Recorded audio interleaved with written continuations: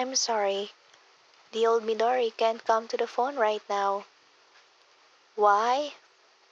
Oh, 'cause she's. Welcome to Coffee with Midori.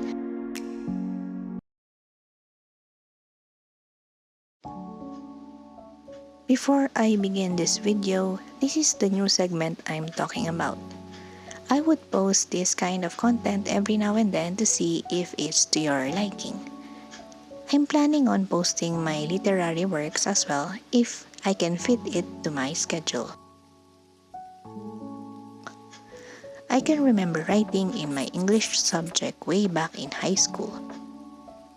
It was about our goals as we age, and I can vividly remember that I've written something different than what I have now.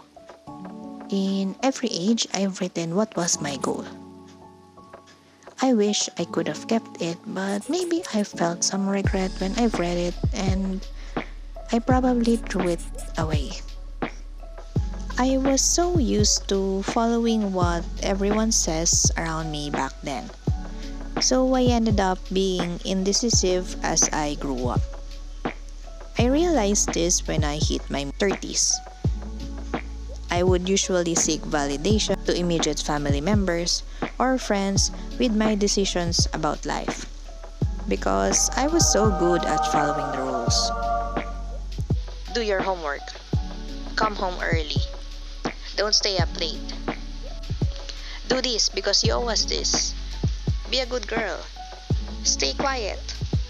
And so I did all of this, and I ended up being shackled.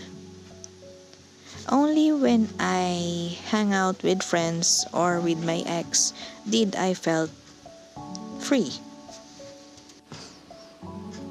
After the pandemic, I've stopped being glued to my phone, scrolling in social media because I only felt bad whenever I saw my batchmates having the time of their lives. I get it. They got successful. I'm happy for them for sharing their successes, and there's nothing wrong with that. What's wrong was my jealousy was forming as I kept scrolling. I would see them traveling with family or friends. I would see them have their own businesses, and I would see them with their beloved partners.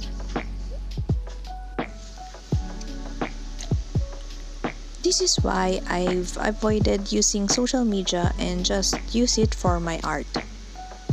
Now my feed would usually include cats or art. Early access of Coffee with Midori is available in My Coffee.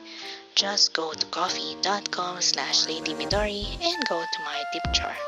You can choose two options.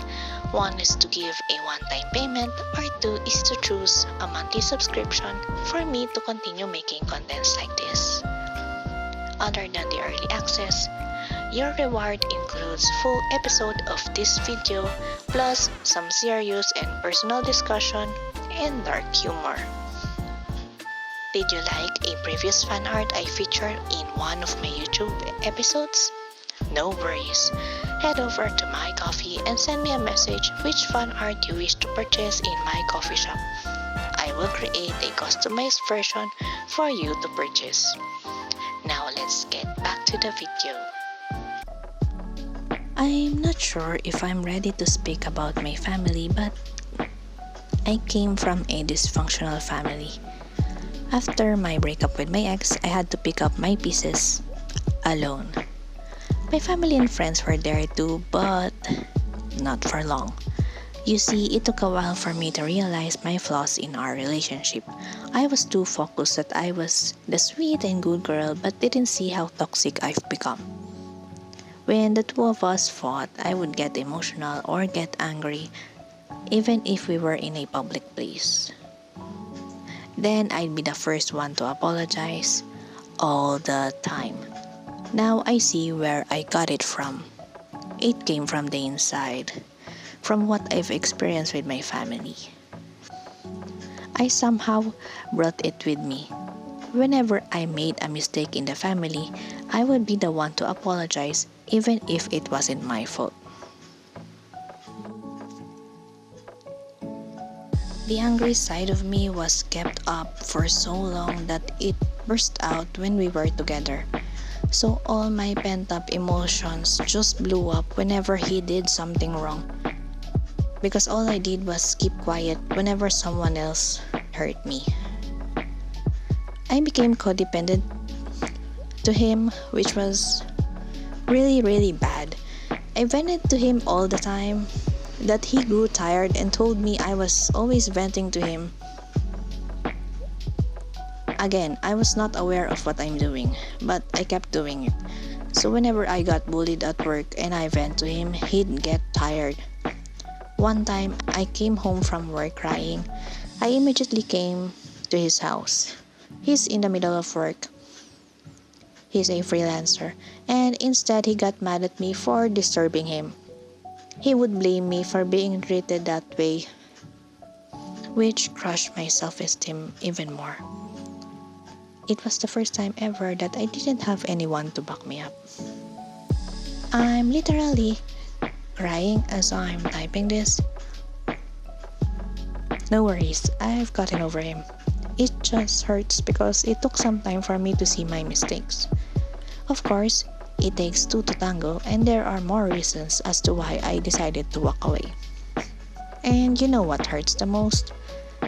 My birthday became that day, and since December was my birthday, you could tell that I no longer had any emotion whenever it comes by, let alone Christmas. And even if my best friends did their best to cover that up for a new memory, it became useless when I realized what I was to them. So I ended up my relationship with them as well. Because I'm still doing freelance and still looking for a full-time job, I would feel anxious all the time when I'm at home. Then I'd feel worthless because there was no response with the job applications I've sent out. Even if there were responses, I would only get interviewed or take an exam. But that's it. I would later get a rejection letter or none at all. With the war and inflation nowadays, a lot has been complaining about the ghost job postings, and I've been worried to apply to those. There are days that I'd feel like I just want to do nothing. I've taken down my online shop because both platforms suddenly decided that every seller should pay their taxes, even the small sellers. I barely get any sales for a month.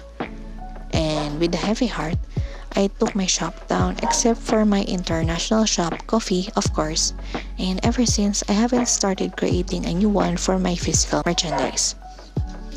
I even stopped attending conventions because I broke up with my besties. One of my ex-besties were the one who invited me to come to conventions, and I was excited and happy to do so and share my work. However, for some reason, like whatever was happening to me wasn't enough, the universe just showed to me what kind of friends they were. I'll share that with you in another time, as that would need an entire video for me to discuss the deets about it.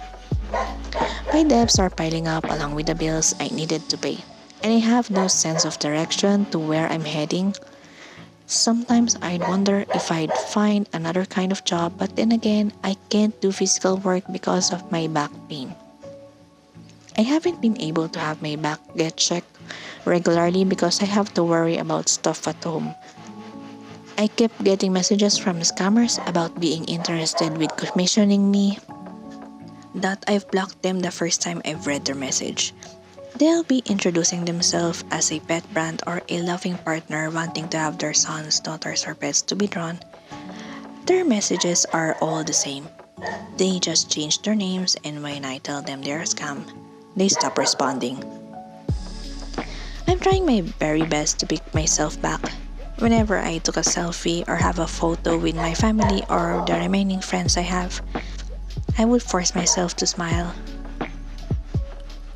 Before, I don't overthink about me smiling, like it's a natural thing to do when taking photos.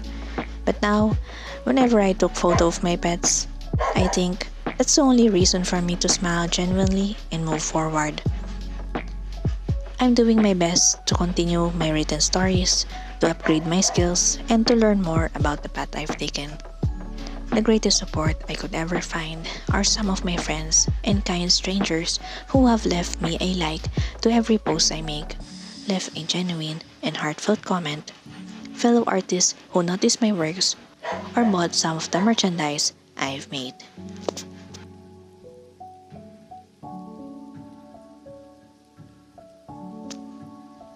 So, if you like me sharing or rambling on about life without work in progress, don't forget to leave a comment on what kind of topic should I talk about next. If you've managed to reach this far, type in the coffee icon along with your questions about me in general. I'll do my best to give a response. Thank you and see you in my next video.